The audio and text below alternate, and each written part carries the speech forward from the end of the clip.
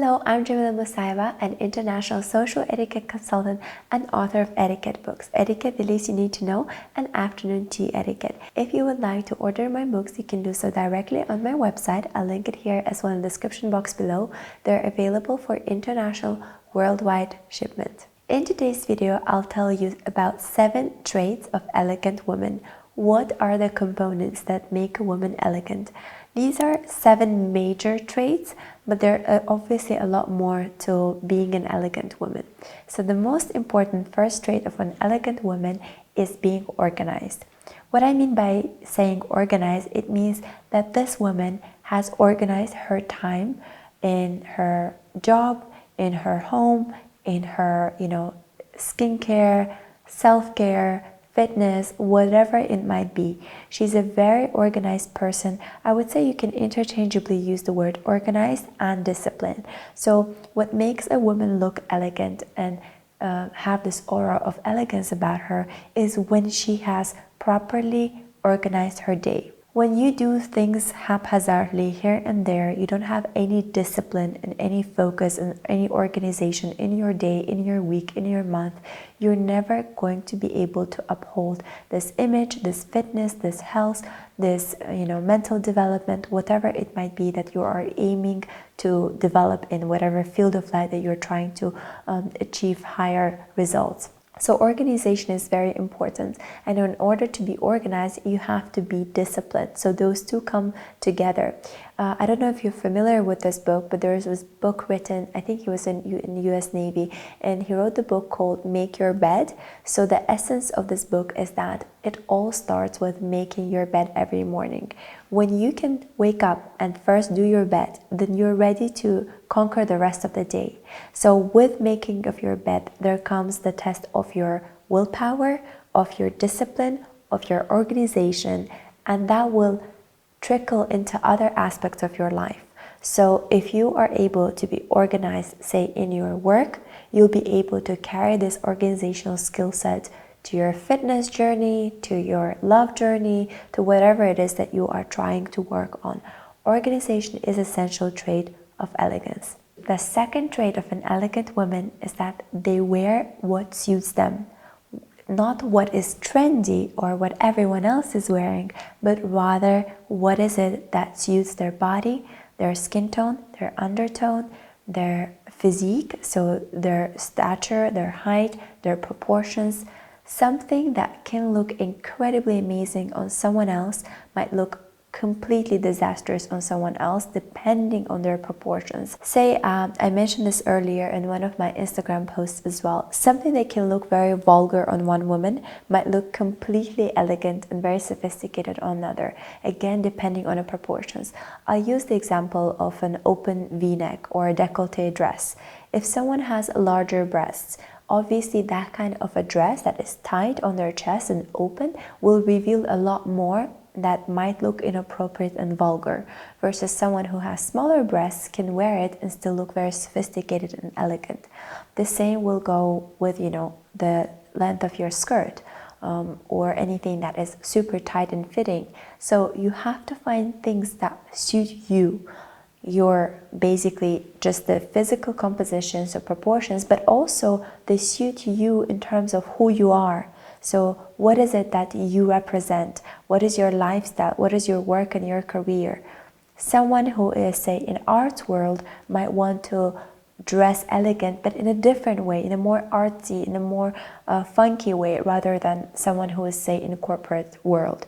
So elegance has a spectrum of things. It's not just one dress fit all. It's really finding your style and wearing what suits you, what makes you you, rather than what everyone else is wearing. So we all know that there are some certain clothing items that make you look timeless. They are the staple wardrobe essentials of elegance. There are indeed some things that suit pretty much everyone, and that's, let's say, a little black dress. It suits everyone. But the style, the length, the fitting of that dress can be very different depending on who you are, how you want to represent yourself, and how it fits your proportions. Also, I get a lot of questions often, how do I combine being trendy and being elegant? Because say I don't want to dress in a stereotypical elegant way. I want to be myself and express myself and be trendy. My understanding or my advice is that find things that work for you, but then you can add a little touch of accessory, say a bag or a pair of shoes or a scarf, whatever it is, to show that you understand what the trend is. Say your total outfit is very timeless. It's not, it doesn't have huge labels on it. It fits you perfectly well. And then you want to show that you really know what the trend of this season is. Say it's a certain color, say it's a certain style of thing, then you can add it in your accessory. So whenever you don't feel comfortable with that, you can easily take out and still, have this comprehensive look. So something that can easily be taken away from your wardrobe, but still will be included only if you want to show the rest of the world that you understand what the current trends are. You can play with it and play it safe. The third trait of elegant women is being attentive to details. It comes largely from the first trait, which means being organized. When you are someone who is very organized in your day, in your life, in your workstation, in your wardrobe, you're very naturally attentive to details. You pay attention to things, and this attentiveness to details can actually be trained. You don't have to be born to be able to pay attention to details. It's testing and really training your eye to see things in details. And being attentive in details is what makes or breaks a deal. If you are a woman that exuberates elegance, you will notice the little things that other people might not notice or might dismiss completely. You are the one who will make and create this beauty around you that is often hidden in details. I often write in a lot of my Instagram posts when I take pictures of architecture, of nature, of places I go to, of the way I organize my work desk, and I write the devil is in details. It's actually an older phrase, I didn't come up with it, and the devil here doesn't mean the Satan, but it rather means just the trick is it, there's something hidden is in details. You can use the word beauty is in details, it's really up to you, but the whole essence of this phrase is that the things that are less likely to be noticed by others is where the hidden gem is. And when you are the woman that really notices these things, you are going to make everything around you much more beautiful, and hence elevate everything around yourself, including how you feel about yourself, and you're going to have this aura of elegance around you. The fourth trait of an elegant woman is the ability to speak eloquently, and what it means is that you have to be able to use different kind of words, varied vocabulary. Your vocabulary has to be very rich so that you are able to include different kind of words in perhaps the same speech that you give. So knowing a lot of synonyms is very helpful. Knowing different kind of variations in the speech is very important. And to be able to do so, you have to read more. Nothing expands vocabulary as much as reading does. You can of course listen to podcasts, you can watch different movies, but nothing is going to enrich your vocabulary as much as the reading you do on your own. The more you read, the better is your knowledge of things in and around the world. You expand your knowledge. You also enrich your vocabulary subconsciously, and you are able to learn the words in their right context. Sometimes people use words out of context, or they add this new words they've learned, but those words are not appropriate in that particular sentence. What reading does is it helps you to contextualize the words and use them in the right manner and at the right time and in the right text. And the more you read, the more you're going to know how to speak, and it's going to obviously influence the way your daily speech is and also the way you give public speeches. Some people are trained to speak more and hence they learn to speak more eloquently. Others whose profession perhaps is not, part of it is not public speaking, they don't deliver speeches that much. Those people are the ones that have to focus on doing that work on their own, in their own time. And the best way to do it is to read more. The fifth trait of elegant women is using intentional gestures. What I mean by that is your gestures, your hand movements, your body movements have to be intentional. Some people are unconscious of their body movements.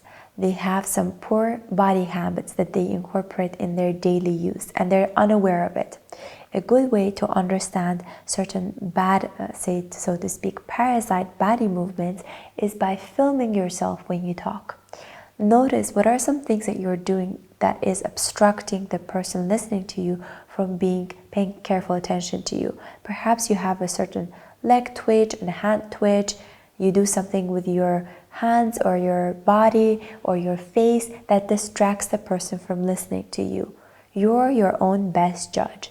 And by understanding what body movements, unconscious and intentional ones, that are hindering you from being considered elegant, considered composed and intentional, you will get to see these body movements and you'll have to switch your awareness and stop doing those body movements. And instead, you should incorporate intentional gestures. So some people tell me, like, you use oftentimes your hands when you speak. How elegant is that? And the truth is, it used to be considered not elegant to use your hands when you speak, and women were supposed to have their hands on their knees and have very calm and composed manner of speech. But as the understanding of women's role has evolved over history, as fashion, societal rules have evolved, we now understand the importance of body movements in being a good speaker. And hand gestures are very critical to being a good and convincing and trustworthy public speaker. So elegant movements are different from non-elegant movements in the only way that one is intentional and another one is not. So say if I was speaking using like this, like talking like this and moving my body like that, like this, you will not consider me elegant. But now, because I have taken charge of my own hands and my own body to express myself, my gestures have become intentional, and hence I look much more composed, calm, and I exuberate this aura of elegance. The sixth trait of elegant women is taking care of their hygiene. And I don't only mean physical hygiene, which is very important to look and to feel elegant in your own body. You have to take care of your body. That includes your grooming, your personal morning, evening skincare routine, daily showers, whatever you consider appropriate for your skin or your body, showers, fitness, all of that is important for your physical hygiene. But also very important is your emotional and your mental hygiene. What I mean by that is you have to be careful about what kind of information you consume, what kind of books you read, what kind of videos you watch, what kind of content you allow to be absorbed into your eyes, your brain, your heart. So keeping your hygiene is important nowadays, very important, especially for your mental health. So make sure that the things that you watch and things that you read are only appropriate and good for you and for your body and for your mental health. Women that are elegant are able to detach themselves from things that are mentally or emotionally ruining them. These women have this aura of having these boundaries around them that you cannot cross. And the only way that you can teach yourself to build those boundaries is starting with the things that you consume. That includes the food that you eat, but also the information that you let to be getting into you. So be sure to take good care of all kinds of hygiene. The seventh trait of elegant women are women that you feel are in love with themselves. Self-love is an important aspect of exuberating this elegance around you. I'll use an example, a very cliche one, something that everyone can understand and relate to.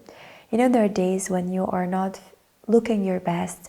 You have dirty hair, you're just in your PJs or your sweatpants, you're lounging around, you look at yourself in the mirror, you're not really feeling yourself, and you don't have this feeling of love towards yourself when you look at yourself in the mirror.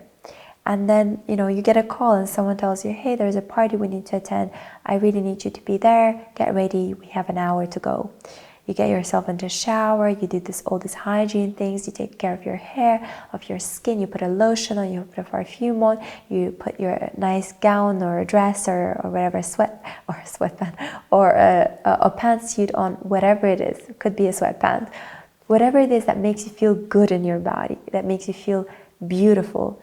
And you take a look at yourself in a mirror and all of a sudden you're in love with what you see. And that kind of a self-love is the one that you have to feel day in and day out, no matter what you are and where you are. When you feel in love with yourself, when you have this love and affection towards yourself, then you're able to have this energy about you that people are very difficult to understand. They can't really pinpoint what is it about her that I'm drawn to, what is it about her that exuberates this aura of elegance and charisma. What is it? No one can tell, but it's what you feel inside that you carry it to the outside and people feel it. So an important aspect of being elegant is practicing and exercising self-love. That comes with being organized with your day, with knowing what you want and getting it done, with taking care of your hygiene, of all kinds of hygiene, physical, mental, emotional hygiene. It comes down to wearing what you think looks good on you, not what people say is good on you. It comes with being intentional in your actions. So all of these aspects that I've been noting up until this point really are tied with the notion of self-love. If you don't love yourself, if you don't have this boundaries around you that people cannot cross, if you don't have that self-respect, then you're never going to be able to have this elegant aura around you. And I want you to take away the final note of self-love and not confuse it with snobbishness, with being egotistic, which is completely the opposite of being elegant. Elegant women are considerate, they are attentive to details, they're attentive and attuned to people. They understand, they're open, they are kind. So that has nothing to do with, people often confuse egotistic feelings with self-love. Self-love is by looking at yourself, you admire yourself, you have this respect for yourself, and you have this inner feeling of admiration. That is the self-love I'm talking about. And the beautiful thing about all that I've mentioned is that everything in this is learnable. No one is born with this trait. It's something that we cultivate over the years and conditioning that we get at our home, in our society, in the community that we grow up in. Some people are more lucky to have people around them that support them and allow them to examine and experience these feelings early on, versus some people reach their 30s and 40s and 50s never having that kind of a community to support them and allow them to nurture these traits in them. But the good news, everything is learnable, given that you set your mind to it and you want to attain that. Thank you so much for watching this video until the very end. I hope that you enjoyed it. If you like this video, please note in the comment section below what were some of your favorite tips or traits, and what are some of your personal understanding when it comes to being elegant. What do you consider elegant? Please let me know. I love reading your answers and I love reading your feedback. If you like this video, give the thumbs up so that YouTube algorithm understands that you like this video and helps my channel. By the way, if you would like to deep dive into etiquette, you can join my etiquette book and movie club. Every month I feature a book that I'm reading, as well as I do a movie analysis from an etiquette standpoint of view. For up until now, I've done over 20 different kind of movies, and by accessing it now, you can see all the movie analysis I've done so far. It's only exclusive for my Patreons. Also, you can join my online Western Formal Dining Etiquette from A to Z, where I also offer a certificate of completion. All of that you can check out on my website. Thank you so much, and I'll see you in my next video. Bye!